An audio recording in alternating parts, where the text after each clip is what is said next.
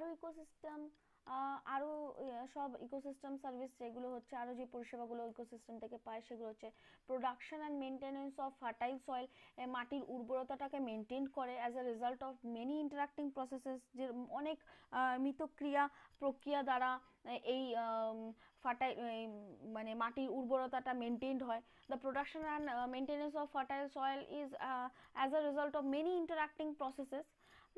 The provision of food such as fish, pastures for cattle and sheep, timber, firewood and harvested wildlife such as kangaroos and native cut flowers, কিছু profession মানে এইগুলো সব খাবার পায় মাছেরা, ক্যাটলসরা।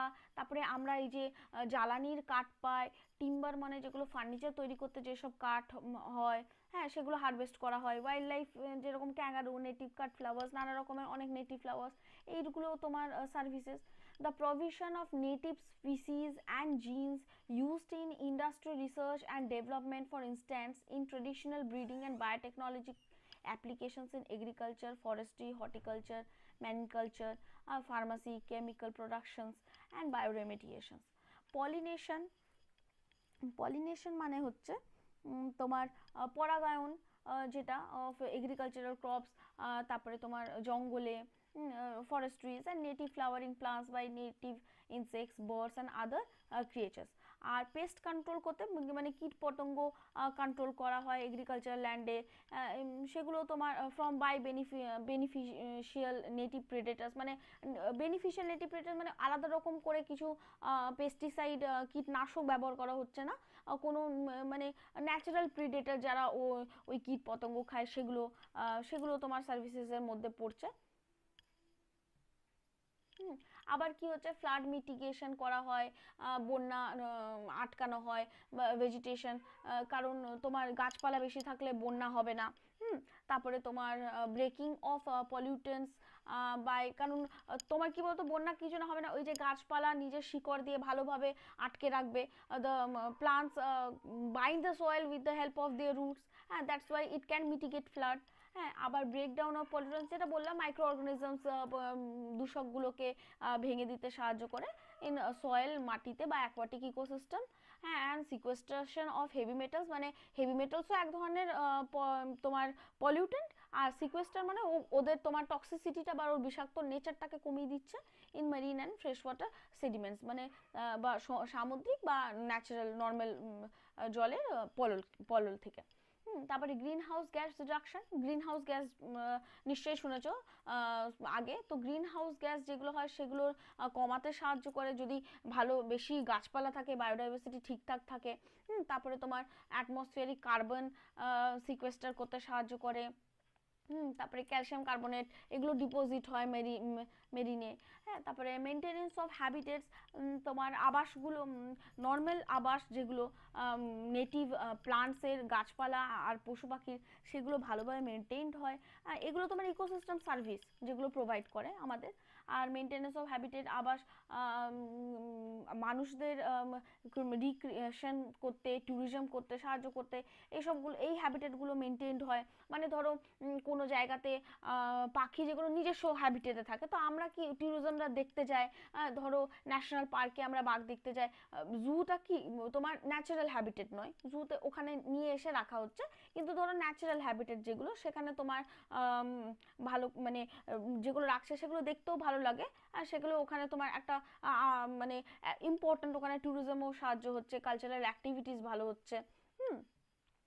তারপরে economic value, economic value কোনগুলো, economic value potential of biodiversity is immense, হ্যাঁ, in terms of food, fodder, medicinal, ethical and social values, মানে আমরা খাওয়া দাওয়া, হ্যাঁ, তারপরে তোমার ভেষজ উদ্ভিদ মানে ওষুধপত্র, এসব যেগুলো তোমার বায়োডাইভার্সিটি থেকে পায়, মানে নানা রকম গাছ থেকে যে ওষুধ তৈরি হয়, হ্যাঁ, তারপরে তোমার এই যে খাওয়া দাওয়া, এগুলোই তো মেইন ইকোনমিক ভ্যালু। হ্যাঁ, এগুলোই তো আমাদের সাহায্য, মানে এগুলো তো আমরা তোমার পরিবেশ থেকেই পাচ্ছি, তাই তো। আর biodiversity forms the major resource for different industries which govern the world economy. Different মানে মানে যেই ওয়ার্ল্ড ইকোনমিটাকে যে গভর্ন করছে, হ্যাঁ সেইগুলো তোমার মেজর রিসোর্সেস বায়োডাইভার্সিটি থেকেই পাচ্ছি। ধরো তোমার যেগুলো তোমার সুতো তৈরি হয় বা কটন, জামা কাপড়ের ইন্ডাস্ট্রি, সেগুলো তোমার কটন চাষ হচ্ছে, হ্যাঁ তোমার তুলো চাষ হচ্ছে, সেখান থেকে সুতো তৈরি হচ্ছে। তারপরে তোমার ধরো জুট ইন্ডাস্ট্রি, বা ধরো এই যে ধরো তোমার আরও কী সব বলে, আরও যেমন তোমার আর কি কি নানা রকম যেসব ইন্ডাস্ট্রিগুলো মানে তোমার যেগুলোর সোর্সগুলো আমরা ম্যাক্সিমাম তোমার বায়োডাইভার্সিটি থেকেই পাই। হ্যাঁ, ফার্নিচারের ইন্ডাস্ট্রি, সেগুলো কাঠ পাচ্ছি ওখান থেকে। হ্যাঁ, আবার এর কি স্যালিয়েন্ট ফিচার্স, মানে এর কি বৈশিষ্ট্যগুলো কি কি, হ্যাঁ সেগুলো হচ্ছে the major fuel sources of the world including wood and fossil fuels have their origin due to biodiversity. এই যে জ্বালানিগুলো ফসিল ফুয়েল যেগুলো পাচ্ছি, বা ধরো ফসিল ফুয়েল যেরকম কয়লা, পেট্রোলিয়াম, এই সবগুলো, তারপরে উড মানে কাঠ, এই যে জ্বালানির কাঠ, এই যে ফুয়েল যেগুলো, হ্যাঁ জ্বালানির কাজে যে জিনিসগুলো ব্যবহার, সেগুলো আমরা বায়োডাইভার্সিটি ছিল বলেই পেয়েছি। এগুলো নিশ্চয়ই আগে পড়েছি আমরা, কি গাছপালা পশু পাখি অনেক দিন আগে যেগুলো চাপা পড়ে মরে, মানে চাপা পড়ে গেছে মাটির তলায়, একটা প্রেসারে এই তেল কয়লা এগুলো সৃষ্টি হয়েছে। তো বিকজ অফ বায়োডাইভার্সিটি, আর এগুলো ন্যাচারালি পাচ্ছি আমরা।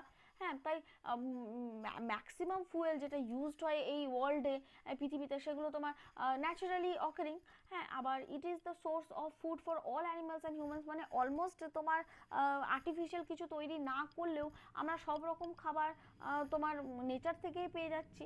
আবার many important chemicals have their origin from the diverse flora and fauna used in various industries. Flora মানে গাছপালা, and fauna মানে animals, তো বা পশু। হ্যাঁ, মেনি ইম্পর্টেন্ট কেমিক্যালস, অনেক রকমের ইম্পর্টেন্ট কেমিক্যাল তোমার এই ফ্লোরা ফনা থেকে কালেক্ট করা হয়। যেরকম পারফিউম ইন্ডাস্ট্রি তোমার এইসব ফুল থেকে, বা তারপরে অনেক পশুর থেকে পারফিউম ইন্ডাস্ট্রিও চলে, মানে অনেক কেমিক্যালস কালেক্ট করা হয়। তারপরে তোমার দেখো না, তোমার এই যে সিল্ক তৈরি হচ্ছে, সিল্কও তো তোমার নেচার থেকেই পাচ্ছি, সেটা একটা বিশাল বড় ইন্ডাস্ট্রি। হ্যাঁ, তো সেগুলো তোমার সিল্ক ওয়ার্ম থেকে পাচ্ছি। তো এই সবগুলো তোমার তোমার খুব ইম্পর্টেন্ট সোর্স, যেগুলো আমরা বায়োডাইভার্সিটি বা নেচার থেকে পাই। আর diverse group of animals are used for medicinal research during the testing of new drugs. হ্যাঁ, আরও নানা রকম নতুন ড্রাগ টেস্ট হয় নানা রকম ভেষজ উদ্ভিদ থেকে। হ্যাঁ, এগুলো কন্টিনিউয়াস রিসার্চ চলতেই থাকছে সায়েন্সের, কোথা থেকে কি হয়। কনজাম্পশন ইউজ ভ্যালু কী কী, this is related to natural products that are use directly, মানে ইকোনমিক ভ্যালুর মধ্যে যে যে জিনিসগুলো পড়ে এই কনজাম্পশন ইউজ ভ্যালুর মধ্যে সেগুলোই পড়ছে। এই যে ফুড ফডার টিম্বার, এগুলো তোমার কনজাম্পশন, আলাদা একটা পয়েন্ট করেছে, হ্যাঁ কিন্তু মানে একই জিনিস, এগুলোই তো আমরা করছি, কনজিউম করছি। এবার প্রোডাকশন ইউজও একই, অলমোস্ট সেম, যেগুলো প্রডিউসড হচ্ছে, হ্যাঁ কমার্শিয়ালি হারভেস্টেড, মার্কেটেড। হ্যাঁ, বায়োটেকনোলজিস